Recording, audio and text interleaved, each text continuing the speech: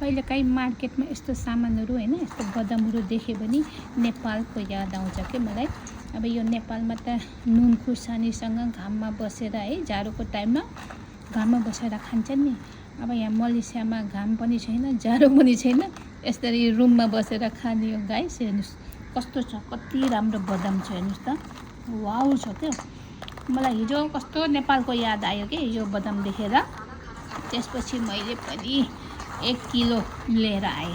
1 kilo लिएर आएर त्यसपछि आज भुटेर खान लाग्यो गाइस। हेर्नुहोस् त कस्तो छ, नेपालको बदामलाई याद आउँछ। यो बदाम खायो भने नेपालको याद आउँछ गाइस। मलाई त अझै नुन खुर्सानीमा तिमुर लसुन हालेर भुटेर अकबरे खुर्सानीको सँगै खाँदा त झन् मिठो हुन्छ होला अहिले त।